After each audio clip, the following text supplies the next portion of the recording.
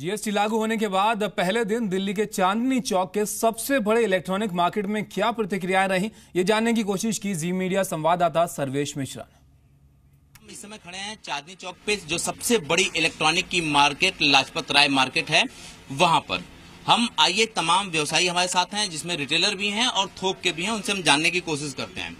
GST लागू होने के बाद खासकर इलेक्ट्रॉनिक आइटम्स की बात करें तो कितना फर्क पड़ेगा उनके दाम पे और क्या स्थिति होगी? 6 महीने तो हमें दिक्कत आएगी, उसके बाद हम शायद फ्लैट हो जाएं, क्योंकि एक देश एक टैक्स का नारा जो दिया जा रहा है, आम पब्लिक की, गरीब पब्लिक को समझ नहीं आ रही। अगर जो हमारा स्टॉक दुकानों में पड़ा है उसके बारे में भी अगर हमें 3 महीने पहले नोटिस भी दे देते कि इसको स्टॉक को क्लियर करो, कभी कांग्रेस, कभी बीजेपी, कभी कोई व्हाट्सएप कर रहा है, कभी कोई मीडिया पे दे रहा है, तो उससे कंफ्यूज हो गया व्यापारी।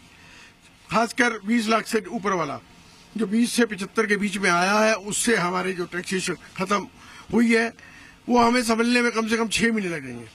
मैं एक चीज जानना चाहूंगा कि कौन कौन से ऐसे प्रोडक्ट होंगे इलेक्ट्रॉनिक जो महंगे हो जाएंगे? मोबाइल की बात करें, टार्च की बात करें, रेडियो की बात करें। मोबाइल पे आज भी आपने पेपर में पढ़ा होगा 10% कस्टम ड्यूटी लगा दी गई है। तो अभी तो जीएसटी रोल इन हुआ ही है और गवर्नमेंट अपने वर्ड से बैकआउट कर रही है, तो ये एक बहुत बड़ी बात है।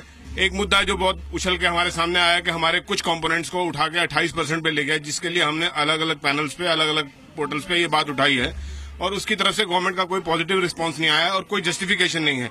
5% पे रेडियो होता था, आज उसको उठा के 28% पे डाल दिया गया, कोई लॉजिक नहीं उसका। इससे जीएसटी में आपको क्या लगता है कि इसका फायदा होगा या नुकसान होगा? देखिए, इसके बारे में अभी तो कुछ भी क्लियर नहीं कह सकते, समय लगेगा समझने में। फायदा भी होगा, वैसे तो फायदा ही होना चाहिए। गवर्नमेंट जो भी पॉलिसी बनाती है वो फायदे के लिए ही होती है। कुछ एक लोग होते हैं जिनको नुकसान भी हो सकता है, लेकिन उसकी परसेंटेज देखी जाती है। परसेंटेज में ज्यादातर लोगों को इसका फायदा होगा। ये माने कि आने वाले वक्त में फायदा होगा, लेकिन मुश्किलें क्या होंगी और क्या लगता है कि इससे राह आसान होगी? मुश्किल तो अभी हमारे को शुरुआत में यही है कि इनपुट क्रेडिट कैसे मिलेगा। इन्होंने, गवर्नमेंट ने ये तो क्लियर कर दिया कि एक्साइज की इनवॉइस है तो इतना मिलेगा, उसमें तो कैसे मिलेगा, कैसे, जिनके पास कंप्यूटर नहीं है वो कैसे लेंगे? मैनुअल स्टॉक सारे बना सकते हैं आइटम वाइज।